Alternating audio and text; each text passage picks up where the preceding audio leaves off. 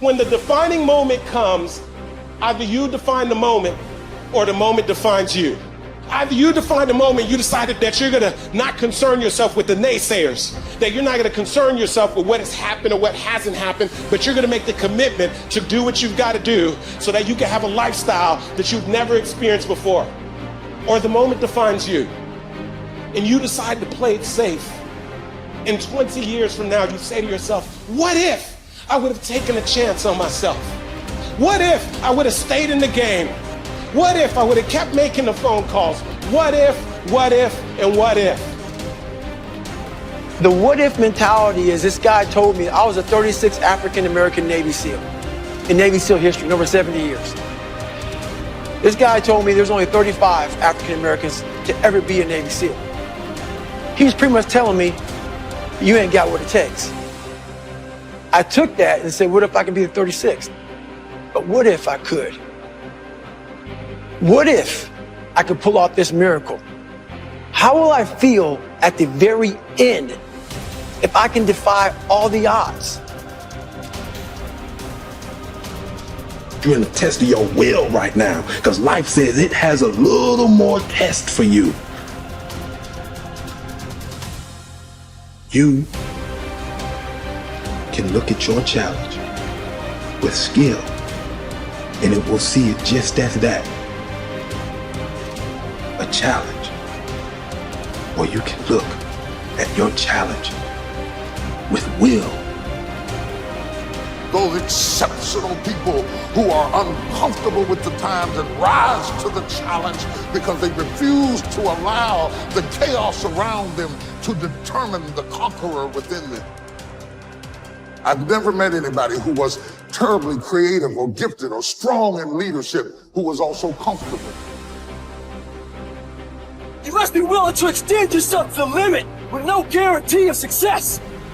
Every day, you must ask yourself, did I do enough? Prove to yourself today, every day, that you can and will push harder than you wanted to, harder than you felt like pushing, past the point of fatigue and far beyond the point of comfort, to that outer edge, to the limits.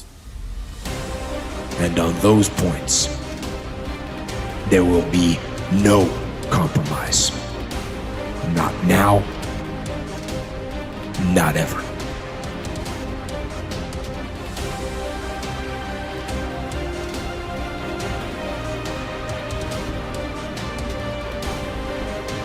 Young people globally want to be like Elon Musk. What's your advice on that? I think that probably they shouldn't want to be. You? I think it sounds better than it is. Okay. Yeah, it's not as much fun being me as you'd think. I don't know. You don't think so? No. There's definitely, it could be worse for sure, but it's, I'm not sure I'm not sure I want to be me. Okay. But if, you know, I think advice, I mean, if you want to make progress in things, I think that the best analytical framework for understanding the future is physics. I'd recommend studying the thinking process around physics, like not the equations. I mean, the equations certainly they're helpful, but the way of thinking in physics is it's the best framework for understanding things that are counterintuitive. And you know, always taking the position that you are to some degree wrong, and your goal is to be less wrong over time. One of the biggest mistakes people generally make, and I'm guilty of it too, is wishful thinking. You know, like you want something to be true, even if it isn't true. And so you ignore the things that, you ignore the real truth because of what you want to be true. This is a very difficult trap to avoid. And like I said, certainly one that I find myself in having problems with. But if you just take that approach of you're always to some degree wrong and your goal is to be less wrong, and solicit critical feedback, particularly from friends. Like friends, particularly friends, if somebody loves you, they want the best for you.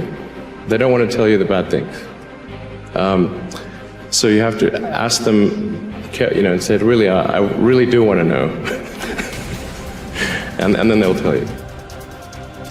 First say to yourself what you would be, and then do what you have to do.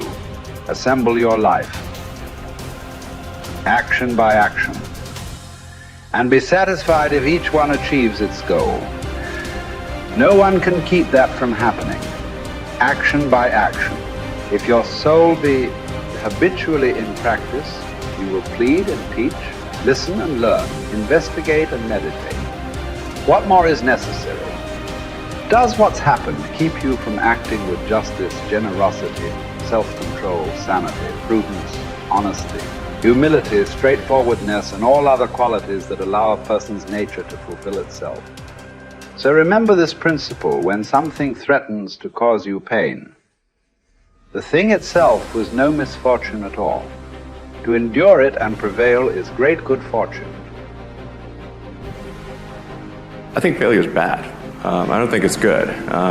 But if something is important enough, then you do it even though the risk of failure is high.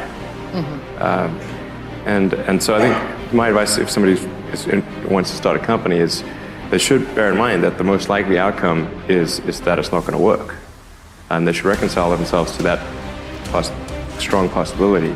And they should only do it if they feel that they are really compelled to do it.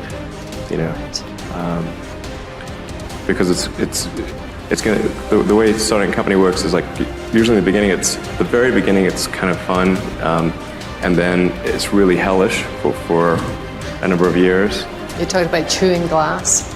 Yeah, there's a friend of mine who's a successful entrepreneur, and started actually his career around the same time as I did, and he has a good phrase. His name's Bill Lee. He said, starting a company is like eating glass and staring into the abyss. And you agree with that? Generally true. Yeah. And if you don't eat the glass, you're not going to be successful. The impediment to action advances action.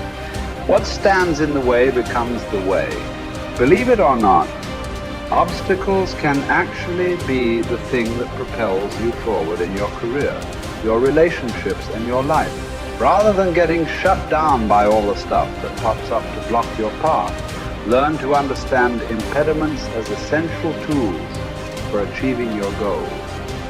While this might seem contradictory, you've likely experienced this phenomenon in your own life. If you've ever overcome an obstacle to reach a goal, you know that the struggle in climbing over that wall taught you priceless lessons that helped you become the person you are now and further refine what it is that you want to achieve in life. It's easy to think about life as a series of fixed happenings. You graduate from high school, you go to college, you begin a career, you get married and start a family. While there's nothing wrong with having a map of your future, it's important to understand that you're going to encounter things along the way that might just fundamentally change the direction you're heading in. As the simplest of examples, let's say, that you are taking a run on some nature trails near your house. During a storm the previous night, however, the path you always take has become problematically flooded. What do? Do you turn around? Do you try to bushwhack through the woods around the path? Or do you change your route on the fly and explore a part of the woods you've never been to before? If you chose either option 2 or 3, the impediment to your action actually advanced your action. You likely experienced a new and rejuvenating headspace too, either navigating through the woods without a trail or running down a path you'd never considered exploring before.